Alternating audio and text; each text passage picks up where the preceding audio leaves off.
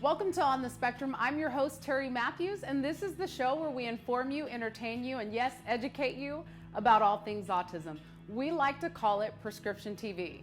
Joining me today is Dr. Ayo Gooden, and I'm so excited because she's here to talk about one of my favorite subjects, relationships, and how do we deal with relationships and having to raise a child on the spectrum. So I'm so glad to have you here today.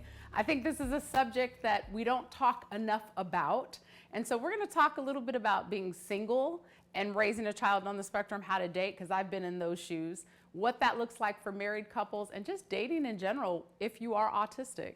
So I'm sure a lot of people reach out to you, and you have this awesome book called A Single Bracelet Does Not Jingle, right? Let's show the audience. It really doesn't jingle. I think people need to understand. So what made you write this book, A Single Bracelet Does Not Jingle? Oh, that's a good question. Actually, it comes from my own personal experiences and my professional experiences. Okay. I guess one might say I'm pretty much an expert at relationships because of that. As a clinical psychologist, I felt very upset, to say the least, when my marriage didn't work out. Actually, I've been married to my current husband 3 times. And Your current, wait. Can we time out? You've been married to your current, did y'all hear that? You've been married to your current husband 3 times. That is correct. So you divorced him 3 times? No, I divorced him twice. The third time we're staying married. Oh, okay. I need to hear this. Keep going. It's a good story, isn't it? Yes, we got married, and he decided he didn't want to get married, but he married me because he loves me. And so after about 8 months, he decided he didn't like being married, but he wanted to live with me. So I divorced him, and we lived together. I decided I didn't like just living with somebody who was actually my husband, and so we ended the relationship. And then a little while longer, we remarried again. And then he still decided he didn't really want to be married, so we divorced again. We both married someone else. We divorced that person and remarried again. And so we've been married to each other 3 times. This is so interesting. Well, first of all, I want people to understand out there, especially when it comes to relationships can be very difficult. Absolutely. And I think everybody's on this quest to find their partner and their soulmate. And that kind of gives me a segue when it comes to being a mom. So I'm going to talk even just a little bit more about me. I've been a mom who was married with Jaden. I've been single with Jaden. I've dated with Jaden, and I've remarried with Jaden. And having a kid that's on the spectrum for me was a bit difficult because I was always concerned, like, who's going to love my child when he's going through meltdowns? Who's going to love me? Who's not going to walk out, right? Because this is so difficult. So let's talk about singles, because obviously you have a lot of experience in this relationship piece, in addition to that having clinical background. Right. What's your advice, you would say, to a single parent who's looking to date someone, right? And develop a relationship with them when they have a kid on the spectrum? Is there a right or wrong way to do that? Always. There's always a right way. And the right way is, first of all, you have to think about yourself. Okay. When you look for a partner, you want someone who fits you. That's the first thing, because if they don't fit you, then they're not going to fit your child. Oh my gosh, let me tell you why that's so aha moment. Because when I was initially single, my thoughts in dating was always looking for that person to fit us. So the you part is what you said to me that's important. So find somebody who fits you. Absolutely. Okay. So it's like the ancient Kemetan saying of know thyself. And if you know yourself, then you know who you want to bring into your life. And when you pick that person's going to be right for your child because that person fits you. And so first you've got to know who you want by knowing who you are. Oh, I love that. So we actually got to start with knowing who we are first. Absolutely. That's a whole nother segment for a whole nother show, but we're going to bring you back just to talk about that. A question I have for you is, what are some things to consider when dating and having a child with special needs? So I heard you say that, you should be looking for someone who fits you, right? But are there any ways or thoughts or things we should take into consideration when dating? Or is it just the same way as dating whether you have a kids with special needs or not? No, I think that there are some differences.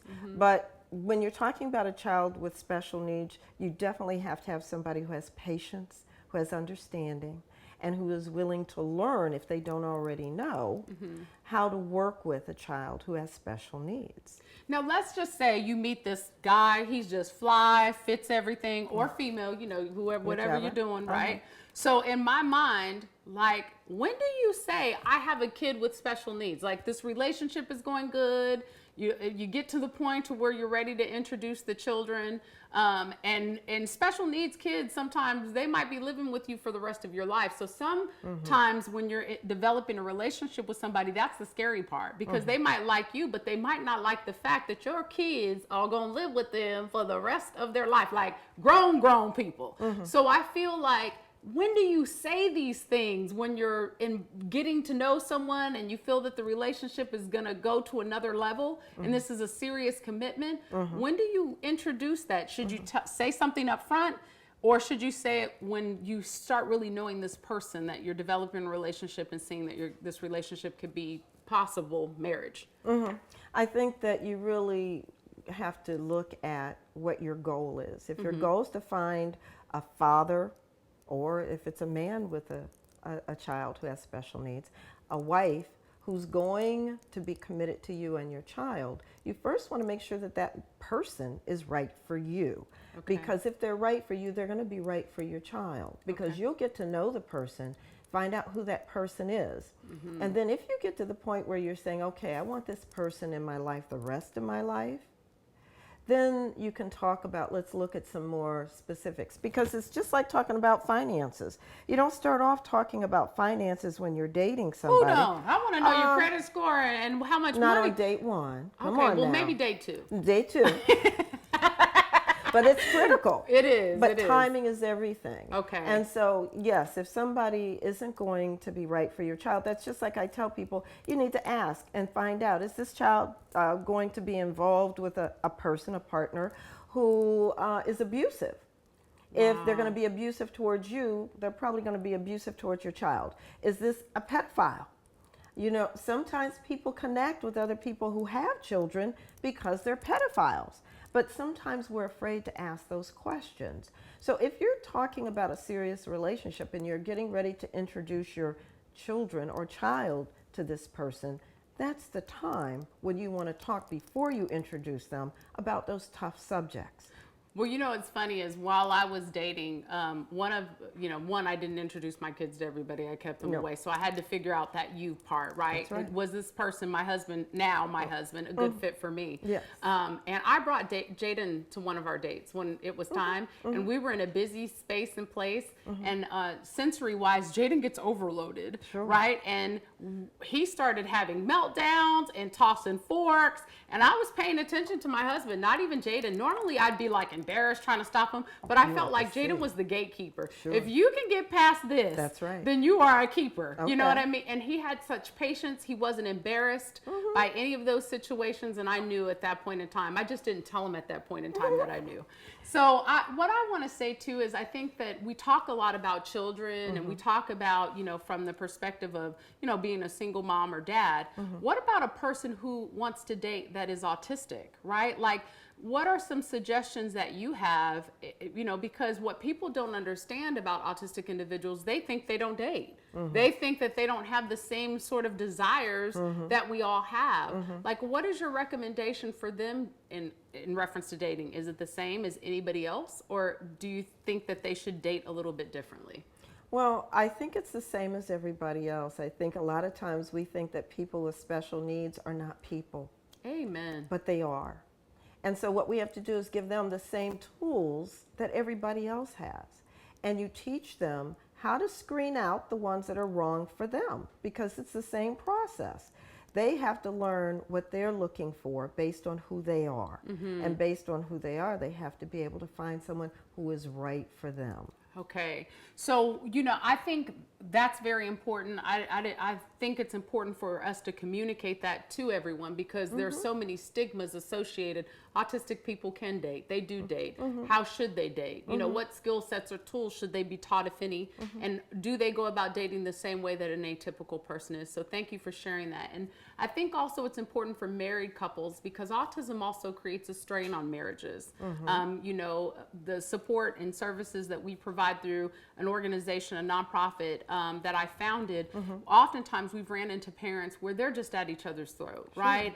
They're not having alone time anymore, and they're struggling. And statistics show that there is a high percentage of divorce in families with autistic children. What do you think that families should be doing different once they find out they have a kid that's on the spectrum to kind of help eliminate some of these additional stressors? Well, one of the things that can bring people together is learning about it. Okay. They need to research it. They need to take, if they have to take a class, go to groups, they need to really understand it together. They also need to, once again, plan for vacation time away from it. That means that you may spend an overnight or a day and have somebody else who, maybe if you can find another family who has a child on the spectrum, you trade off. So, that's good. You take one day, I'll take the next day, or at least a 4-hour block of time when you're alone. And I say that for married couples, they need to have private time at night. That special time when no one's going to interrupt you. And so that may mean you have to find somebody who can do the same thing for you. And I say, if you use family and friends, don't overuse them. Don't wear them out. See if you can't find someone, like I said, who's on the spectrum, who would be willing to trade off with you, because they're much more understanding and they'll benefit from it because you'll take their child and they'll get a break. I love that strategy, and thank you so much for being here today, because this information I believe is going to be helpful, and I can't wait to have you back again. I do want to talk just a little bit before we go about this single bracelet does not jingle. I noticed, and I haven't had an opportunity to read it, so this I will be reading, and in addition to this, we'll be giving this book out to one of the people that comment on this segment. There are some, it looked like there's some types of questionnaires and things in here that you can do to help you identify more about yourself. Like, where am I happy? Where am I angry? Where am I hurt? What do you recommend? This is not a fast read. Sometimes we get a book and we just want to blow through it. This seems like this is going to put a little work. You're going to have to put a little work in for yourself to do this book. It's a workbook, but it is a book that's easy to read. It's designed so that teenagers can read it as well as adults, because we need to start with the young people, teaching them about relationships. So what I want to do is teach people, first of all, how to get to know yourself, but how to know other people. And what are some of the signs that maybe that person isn't right for you? So I give you scales that you can look at to say, does this person have these behaviors? Okay, this might be a problem for me. It goes into things from a multicultural perspective, because most of the times we don't think about the fact that different ethnic groups have different experiences, which will shape how we make our choices and how we think about ourselves and how we think about others. So I have to ask you something. Did you write this book before or after those 3 times being married, or those 3 incidences with your husband? This book is after. So it incorporates the wisdom of both being there, but also the wisdom from other people I've worked with and my clinical skills as a clinical psychologist. This is just amazing. I'm so excited to read it, and I'm so excited to share it with our viewers. Thank you so much for being here today. Thank you for having me here. Love is important. It is. It conquers all things. It does. It's healing. Amen. So we're giving a free copy to our viewers of A Single Bracelet Does Not Jingle. Be sure to comment below so that you have an opportunity to get this book in your hands. It's going to be a reader that you don't want to miss. That's all the time we have this week on The Spectrum. We hope that this information is something you definitely can use. If you want more information, please subscribe to our YouTube channel at youtube.com/onthespectrumtm, or log on to www.onthespectrum.tv. Thank you for joining us, and see you next time on The Spectrum. I really do. I'm going to order one of these, just in general, because I think it'll be a good thing.